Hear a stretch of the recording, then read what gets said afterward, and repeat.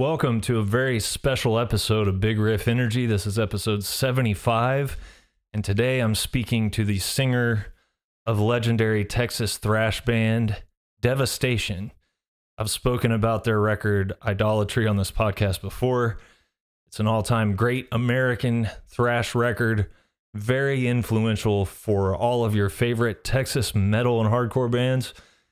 I've been hearing about Rodney's record collection. He's got a room set up like a 80s heavy metal record store in Europe.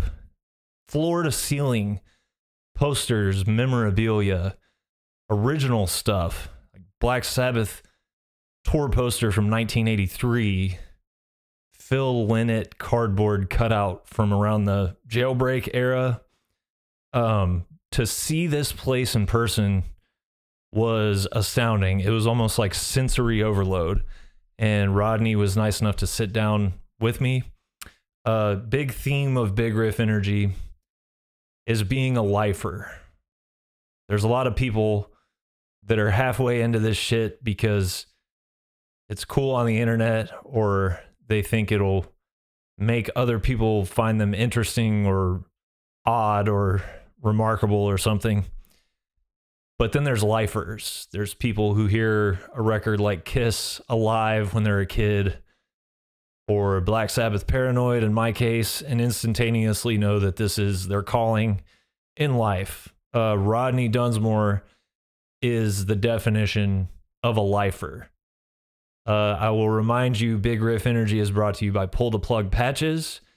One of the things me and Rodney talk about is Devastation being direct support for the almighty Death on the Spiritual Healing Tour. Pull the Plug Patches has just got a whole bunch of new, old school Death t-shirts, you know, recreations of the underground shit from the early days. Go check it out. I love Pull the Plug patches and shirts and long sleeves. Their long sleeves are some of my favorite pieces of merch that I've ever owned. That's pulltheplugpatches.com. Tell them I sent you.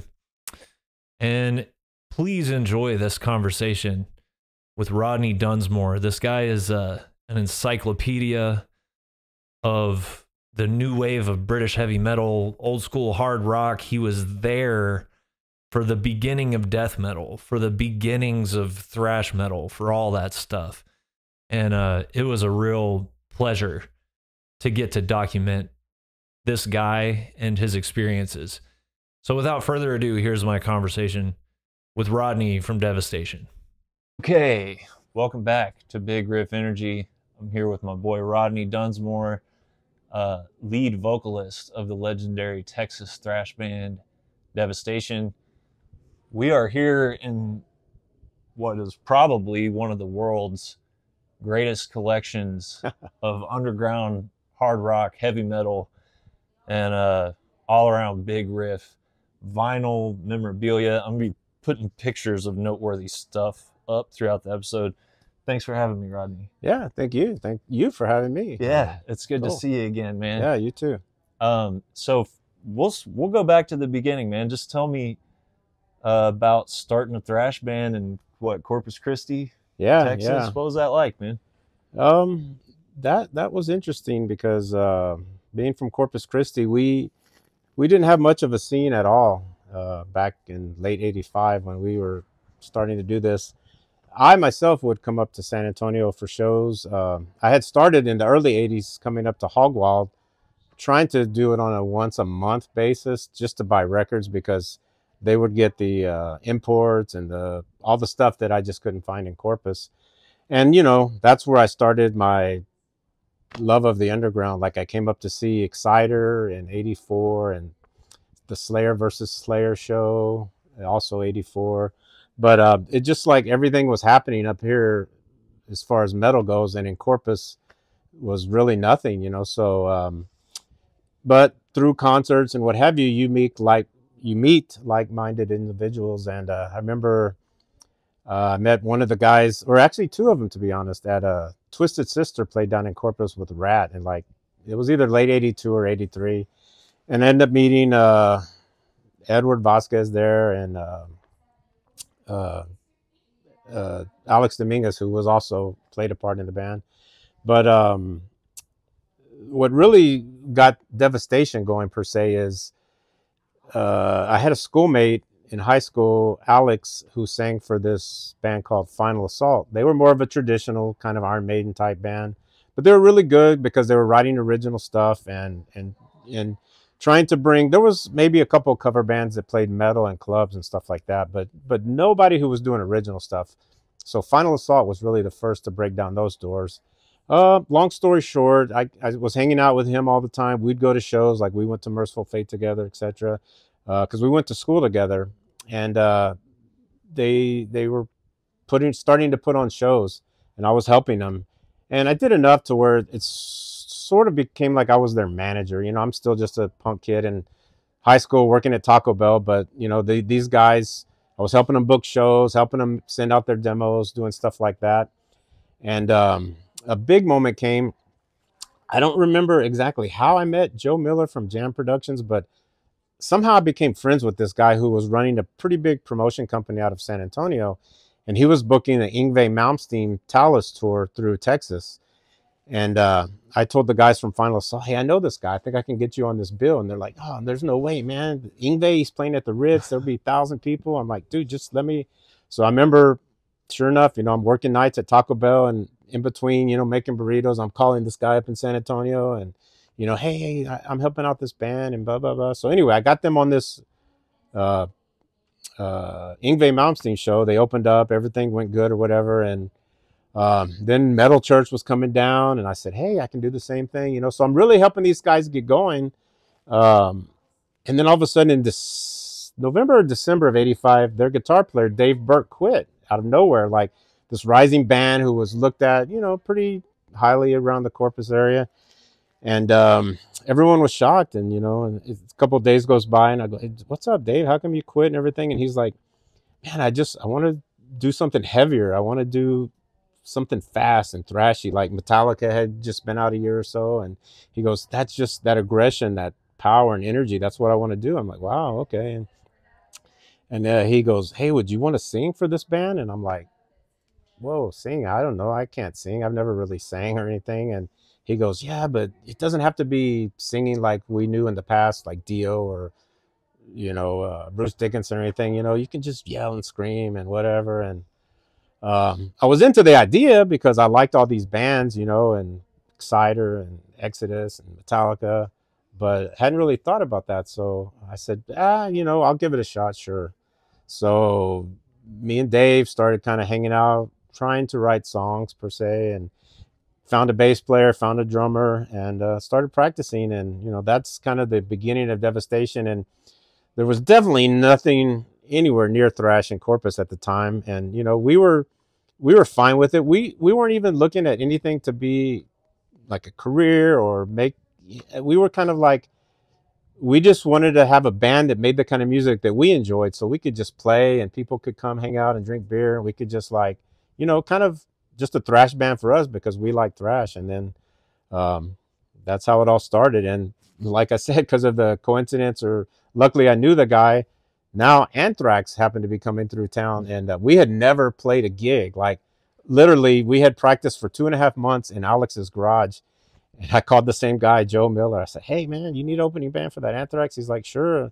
I go, well, it's not that Final Assault this time. It's this new band, Devastation. I don't even think I told him I was in it, you know, because I didn't want to look like I was trying to play favorites. But he goes, yeah, I trust you. If they're good, just do it. And here I try, you know, I can't say we're good because we've never played, you know. So, like, that's a weird little known fact that our very first show ever was like February of '86, opening for Anthrax and Hellstar at the Ritz in Corpus, and it was like sold out show, 1,500 people, you know. Like I had never been on any kind of stage, you know, let alone so anyway, long story short, that's how the band started, got going. And then, were you nervous for that show? Yeah, I was nervous, but I was just like so into it, man. I don't know, I was just like you know how when you're young and you're a kid, you're kind of like fearless, and you just don't, you know, you don't know all the bad things that could go wrong, you know. And so I just jumped in, you know, both feet, and did it. And man, it was great. Everybody loved it and stuff like that. And the funny thing about it is, because like that looked like a touring package. So right from the get-go, people thought Devastation was some big band who toured or whatever. And so a couple months later, Metallica comes through at the Coliseum, and then we've got another show. This is more of a local show, like with Watchtower. And I remember I was handing out flyers, which something you used to do back in the day, kids wouldn't know about, but we're passing out flyers in line at the Memorial Coliseum, and a couple of kids were like, "Oh, that band Devastation, they're coming back to town. You know, they were killer and this and that." And I was like, "Oh, we're from there. You know, what do you mean we're not coming back?" But anyway, so we got a good start on a good bill, kind of a head start amongst other things, and then we went on to do a couple demos. We did our first album, self-financed on our own, and then once that album came out, we started looking for a record deal, and we only ever sent out 3 demo tapes. We sent to Metal Blade, Megaforce, and Combat, and within a week, Combat replied and was all excited, and of course got us excited, and we went on and did a couple albums with them, and that was pretty much how everything got rolling. That's amazing, man. And it's an attitude that I think is sort of like fading a little bit, maybe not, but just sometimes you have to say yes to stuff before you have any idea how you're going to do it, before you're ready, and I've done that a lot, where it's like, you saw the Anthrax tour coming to town. A lot of people would be like, well, we've never even really played, like, this is too big of a show to be our first show, but you said yes. I mean, look at Metallica, man. Brian Slager was putting out a compilation album.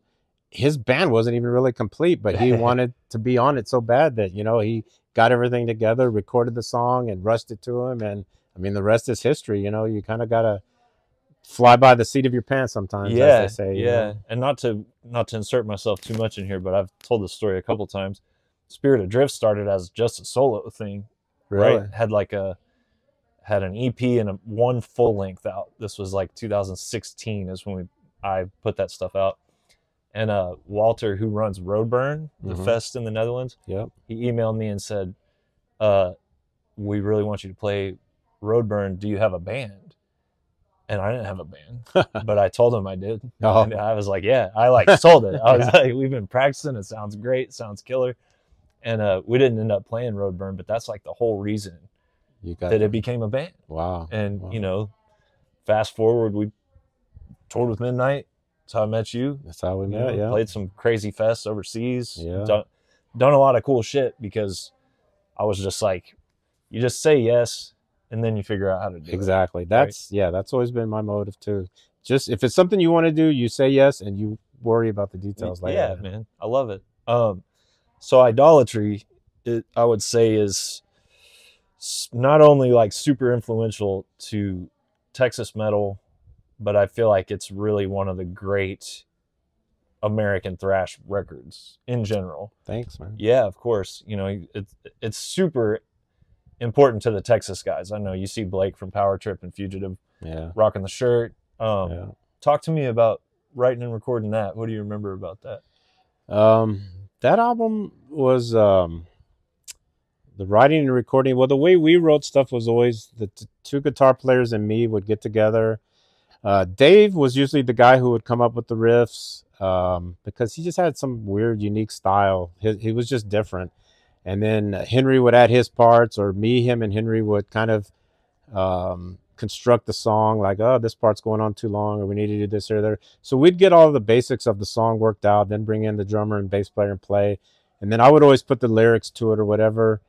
But we had, with the first album, I always tell people, like, the first time we ever, the same goes as like the concert, the first time we ever officially went into a studio was making that album. We never recorded a demo from a studio or even had any studio experience. So what'd you do? The demos just like 4-track? Yeah, the demos, we had a friend, his name was George Blay. He was like a sound, I don't know if he was a sound guy, but he had like a fancy stereo. So to us, that was a sound guy back then, and we used to practice, and he would come over with, I don't know that ghetto blaster is the proper term to use anymore, but boombox. Boombox. Yeah. There you go. Thank you. If you need to edit that out. No, ghetto blasters. But everybody knows what that is. I had one of those, and so he would set it in the center of the room and hang a mic and just record us, practicing. So the demo that we actually would sell. But here's the other part: it was so generically made and rough recording like that. But then on the other side of it, we'd go all out. We'd make these badass demo like covers with lyrics and inserts and all this kind of stuff, where it looked fancy as can be, but the music itself was just like kind of, you know, cheap, put on there or whatever. So our first couple of demos like that, the one that got us signed from Combat was actually, we did go into the studio, but that was after we recorded Violent Termination. So Violent Termination was our first time in the studio. So like I said, we put out that album. It's kind of generic, it's kind of basic, it's just metal, it's all over the place. I don't even know if you can define it with any certain genre. It's just for kids being kids, whatever they could think of, you know. Whereas second album, Signs of Life, which was the first on Combat, we were obviously, you listen to it, you could tell we were heavily influenced by like Dark Angel. We were just like, it was speed at that point in time, it's like speed was everything, you know, sacrifice some of the heaviness just for the speed. You know, we were like, wanted to be fast and even faster. And so that was with Signs of Life. But then I think that's why I feel Idolatry was such a good album, because we were totally like focused on it. It was like the first time we really got together and said, look, you know, let's create something that's like just us and our sound, and instead of trying to be Dark Angel or trying to be this or that. And we took time in writing the songs, and you know, if a riff we thought wasn't that great, toss it aside, you know, get some. I mean, so we were putting a lot into it, and when we started adding the bass and the drums, we're like, man, we have something here. These are good songs, you know. And at the time, the first album was done with a producer out of Dallas, Kerry Crafton, who I think he had done like Rigor Mortis maybe, and well, no, our album was before Rigor Mortis, but he had done some stuff, so he was on the radar. And but this one, you know, we had great songs. It was heavy, and we knew, and we really wanted to use Scott Burns in Morrisound. Like, he had done Beneath the Remains, Obituary, like, you know, he was kind of the going name guy at the time. And we thought, man, you know, his production just sounds so meaty and so killer. Let's go for that. And Combat agreed. So we went out to Florida for a few weeks, and we recorded the Idolatry. But the songs were just no longer focused on all speed. There's some fast stuff, but some heavy stuff, some slow stuff. But it's just like, you know, I was really proud of that album, because they're just like, they're just real songs, and they're real. You know, there's power behind them. They have meaning, you know. Yeah, that's what you and I have in common, I think. Yeah, you're an old school, new wave of British heavy metal. We were just talking about Thin Lizzy. Yeah. And it's a cool art form to write super heavy, extreme, whatever, metal songs, but that they're songs. Yeah, that's their the key songs. word. That's what I think gets lost in all this. Like, music from day one has always been about the song. But it seems like somewhere in the mid to late 80s, it just started getting about, well, who's the fastest, or who's the most black metal, or what band has the most makeup or upside down crosses, or what, you know what I mean? And it's like, cool, but yeah, it's fine. Yeah, songs are cool, but it's all about the music. Like, that's why I was always freaking out. Like, you know, when some of these black metal guys, they're like burning churches in Norway or whatever. If that's their deal, that's their deal, whatever. But what does that have to do with a song? Like writing a song, you know? Like, I mean, and that's what music, you know. I mean, maybe you should have a club that burns churches, not necessarily makes music. I mean, I don't know. It's somehow just all, things just got all tied up into everything, you know, and the songs. We just really wanted to have songs, not necessarily songs that you could sing along, but, you know, at this point in time when we recorded that album, we had toured with Death, with Dark Angel, with Sepultura, and we just remember stuff like playing with Death. When they would play Pull the Plug, you know, like the crowd, it was just like, it's got a chorus. You know, it's just there. Something about it, you know, it's just a connection between you and the fans, and you hear them chanting, pull the plug, you know, it just, yeah. And I think we had lost a little of that on the Signs of Life as far as like writing songs. We were writing fast and riffs that we thought were heavy and stuff like that. But anyway, so yeah, I felt like Idolatry was a good album. We were all proud of it. We were all gung-ho, ready to go, man. But you know, I guess the only problem is it came out in 1991, and everybody else was, metal was kind of dwindling, grunge was coming up, Nevermind came out, right? Yep. And I all think those Nevermind, like all that stuff, which are great, but yeah, great albums, just do. a different thing. Yeah, not what we do. And and it was a tough time. I remember our booking agent, who was always great. I can do nothing but prop that guy, Mitchell Carduna from TCI.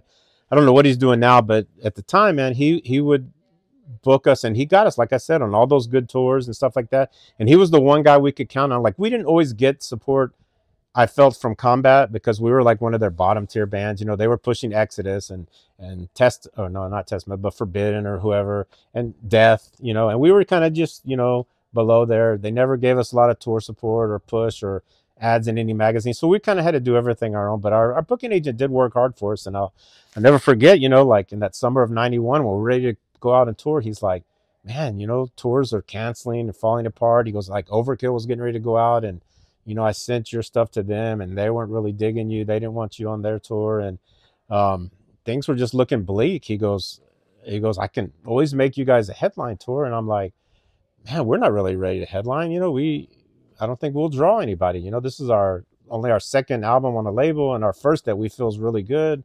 And he's like, well, it's either that or not play live. And I'm like, well, then, okay, let's do it, because so much of our band was the live show, you know, like we really credited ourselves in that, like we were into it live. Like our live show was heavy, aggressive, you know, a lot of thrashing and just what have you. So, so he put together a package, which was us, Demolition Hammer, and Malevolent Creation, which, you know, you look back now and, oh my God, that's like a solid tour. Yeah. You know, I saw the flyer. That's like, holy shit. That's a heavy tour. Well, yeah, up there in the corner. And I told him, I go, yeah, just, we want to play as much as you can, as many places. So this tour was like 72 shows in 75 dates or something like that. It was all of North America, from Canada down to Mexico, with like only 3 days off. And we played any and everywhere. Like we played some Japanese restaurant in Oklahoma to some, I mean, it was very memorable. And still to this day,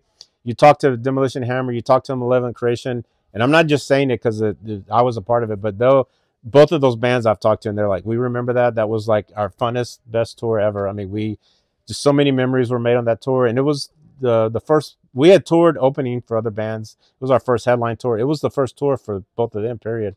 And it was just great, man. It was just, you know, we just that went was those bands' first tour. Yeah. Wow. 10 Commandments had just come out, and the first Tortured Existence, first Demolition Hammer had just come out. And yeah, we were all just young teenagers ready to blow doors and just go, man. And it was fun. It was a good time. That's amazing. Yeah, and you look at it now, and again, you know, death metal is probably as popular now as it's ever been. Death thrash, sure. and that sort of stuff. Yeah. And kids today would see that. And that lineup today, yeah, people are like, wow, that would be insane. You know? I mean, I also, you mentioned touring with Death. I definitely want to ask you about that. You toured with them they were on Spiritual Healing, right? Yeah, well, we did a little touring with them on Leprosy too, but it was more regional, I think, just the Southwest. But yeah, the big tour we did was, we were the direct support for the whole Spiritual Healings tour, which was obviously off the charts. That was, they were peaking at that time, and that, I think, death metal was really hitting the peak that it had ever been. And I remember we were playing somewhere in Connecticut, and back then you had to use payphones, and I remember I was waiting to use the payphone. I was behind Chuck. It was snowing. We're outdoors in the hotel, and he got off the phone, and he was like, wow, man, I just talked to Combat, and he said Spiritual Healing's like the first ever death metal album to make the Billboard Top 200 charts or whatever. I go, really? Wow, you know, congratulations, that's awesome. And I always remember when he said that, because he was like, he really felt proud, you know, like death metal, because I don't know that kids today understand like how underground it really used to be, because by the late 80s or early 90s, I mean, you know, Cannibal Corpse is in that Ace Ventura movie, and, you know, stuff has really, really blown up, but it came from a small underground spot, man. And, you know, you used to see, you know, one or two kids, well, again, and I'm talking about Corpus, but maybe, you know, one or two kids a year wearing a Motorhead shirt or something. And then now that sounds like where I grew up. In Oklahoma, a small town. It was like, it wasn't cool.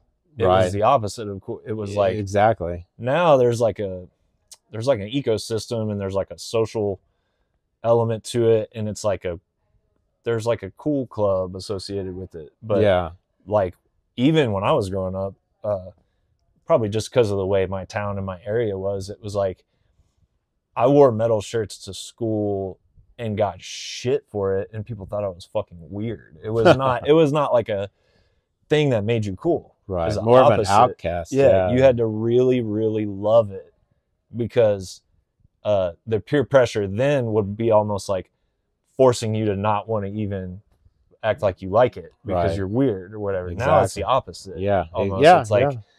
it's like it makes you cool to have like a Mayhem hoodie on or something. There's like Exactly. celebrities wearing Mayhem Right. shit, yeah. or Kanye West wearing like a Burzum shirt or whatever. Yeah.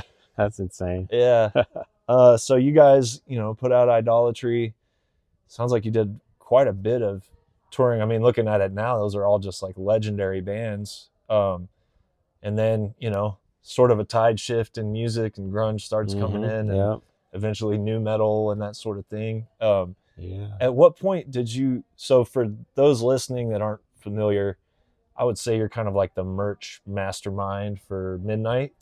Yeah, I was. The timing is weird now that you're here, but because I retired from the road just recently, like they played a tour of China in February, late February, early March, and it just became that's I was gonna try to finish out the year, but I wasn't able to. I got too much personal stuff going on. My mom is in bad health, and et cetera, et cetera. I could go on and on, but I just have too much personal stuff that I couldn't dedicate the time to them, and that I really needed to, because they're peaking right now and they tour a lot. And Dude, I just, the last couple years, yeah, have I been just insane. couldn't. In anything I do, I just want to give it my all and give it my 100%. So I just told Jamie, you know, I'm gonna have to drop out. There's just too much going on, and you know, I love you guys, respect you guys, but you know, you just need to find someone else, because I can't keep it going. But yeah, so some people have met me that way, and for the past, since 2015, yeah, I've been like the Midnight merch guy, or helping them road manage whatever they needed. But yeah, I've done that for the past 7 or 8 years, and that's been fun. You know,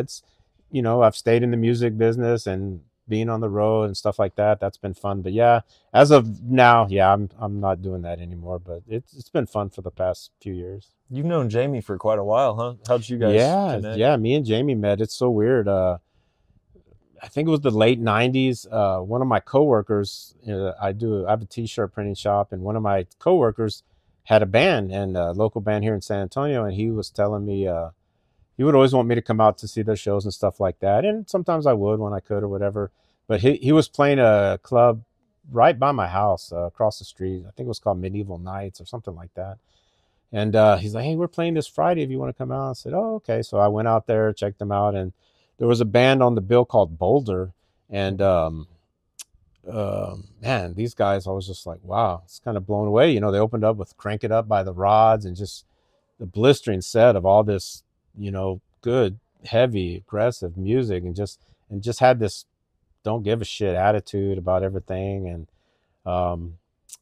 I remember I was wearing a Parallax shirt, which is just weird to begin with, but one of the guys from the band came up to me and was like, "Man, hey, that's crazy. You're wearing a Parallax shirt," which, for those who don't know Parallax, it's a new wave of British heavy metal band they only have one release, which is a 12-inch from 1981. You know, it's pretty obscure, great band. I think they were on Lars's Comp, though. Now I can't remember if they were even on Lars's Comp. But anyway, good band, kind of obscure though. Like, whereas in 98 or 99, if you saw a guy in San Antonio, Texas wearing the shirt, you might want to go up and talk to him, and if you like the same music or whatever. Kind of So, keeping that like yeah, old yeah. school tape trading. Right, exactly. alive. So Yeah. we just started talking, and right away we could tell that we hit it off. And so I invited him over to my house across the street, and we listened to records all night. And he kept asking me about certain bands. "Oh, do you have that Canadian Breaker?" And I would pull it out and like, "Oh my God, I never heard that," and blah, blah, blah. And so, like, you know, everything he wanted to hear, I had. And so we just sat around listening to records, and friendship developed. And, you know, we exchanged phone numbers and stuff, and just, you know, throughout the years kept in touch. And he eventually disbanded Boulder, started Midnight, and they'd come through Texas, and they'd stay with me, or we'd hang out or whatever. But yeah, that's how that friendship, I met him playing with his other band, you know, at a show in San Antonio. That rules, man. And yeah, you do. I can attest. Rodney has like everything. Every inch of this room has something cool on it. It's insane. Maybe not everything, but some cool stuff. I've been hearing about this room. Ryan from Midnight was texting me pictures when we were on tour last year, and he was like, "Dude, I've never seen anything like it." Do you remember like the first physical vinyl record that you bought that really like blew your mind and sort of set you on the path? Oh, without a doubt. I remember it like yesterday, but I didn't buy it myself. It was my dad bought me Kiss Alive, and I'll never forget the day. You know, my dad, we stopped at a music store in Corpus Christi. It's called Music Plus on Staples. And we go in there because my dad liked to buy 8-tracks to listen to in his car, you know, driving around and stuff. And, you know, my dad, you know, he liked Neil Diamond or Simon and Garfunkel, you know, that type stuff, radio stuff or whatever. And he was looking at the tapes, and I was just there at this display, just mesmerized. And it was like a store display for Kiss Alive. You know, they put all the albums out, and then maybe there's a poster or something. And I was just like mesmerized by it. Something was just drawing me in, you know. I hadn't heard the music, but obviously the way they looked, I was like, so I remember I walked over to my dad and I said, man, can you get me this?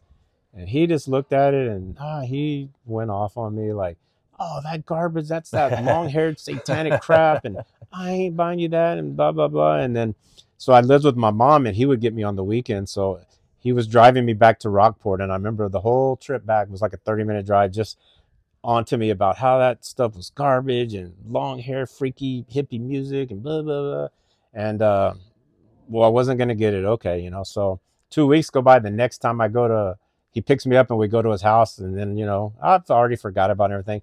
And I just walk into my room, and that Kiss Alive was sitting on my bed. No way. Like he had bought it for me. And I was like, holy crap, you know? So, man, I tore it open and went to his record player, and I put it on, and no, I'm not listening. So I had to use the headphones because he wasn't going to have to listen to that or whatever, but just over and over and over and over. So it was Kiss Alive. I mean, and that's such a gateway album that, like, I've talked to so many friends and Kurt people, from musicians. Crowbar. Yeah, it's like anybody in that age range. Yeah, anybody. yeah. If they're in my age range, that could have very well been the gateway to the life we're in now. You know, that's such a classic album. You know? And so youngsters, listen to Kiss Alive and realize that, like, that was scaring the shit out of people's parents back then. So imagine what a big deal it was, like, when Venom and stuff like that came out. Like, next level. Right. Yeah. Okay, so of all, this is going to be impossible to answer, but if you, like, gun to your head, if you could only keep one thing from in this collection, doesn't have to be a record, but just one. Man. If somebody was like, "Oh, this is going away, but you can keep one thing." Wow, that is probably one of the hardest questions anyone has ever asked me. It's not actually going to happen. So. Yeah. I mean, man, I don't know. I am a real memory kind of guy. That Kiss record would be a hard one to ever let go. Right. And you showed me the Rodney has the actual. I'll put a picture up. The original, like, green Ride the Lightning. Oh yeah, from France, right? Yeah, the French pressing of Ride the Lightning. Yeah, or whatever. And I have records that, like, you know, the Militia, that band from Texas, their EP is real rare. It goes $4,000, $5,000 on eBay. I mean, so, but, you know, it would be something more personal to me, that not really money related, because, you know, who cares about that? It would just be something that just means a lot to me, which I don't know that anything could mean more than that first Kiss album. So, I mean, I don't know. I look around, and that's an impossible question, but it would probably be that. That's cool, or man. something like that really just meant everything to me at the time. Yeah, that makes sense. Okay, so screen printing business. I'll put a link. You have a website, I'm assuming? I actually don't have a real website because we're like a wholesale screen printer. Okay. We print for advertising agencies and stuff. And, like, if I was to advertise, it would be direct competition with them. Oh, and, gotcha. And gotcha. they're like mostly all my business. So so your midnight thing is kind of like it's a friendship deal, whatever. Cool. But I mean, if anyone out there does need shirts, there is a Facebook page, Precision Screen Printing. You could look there, or if you know me or come across me. I mean, we do print other stuff, but like 90% of my business is for advertising agencies who they hustle and go out and get the work so that I don't have to. So I make less money on wholesale jobs, but we stay busy 24/7. Like, presses are always running, so I'm not complaining. So there's a Precision on Facebook, but no, there's not an official website now. Cool. All right, forget about it then. Midnight only. They get the special Rodney treatment. Anything else you want to say to the folks listening, man?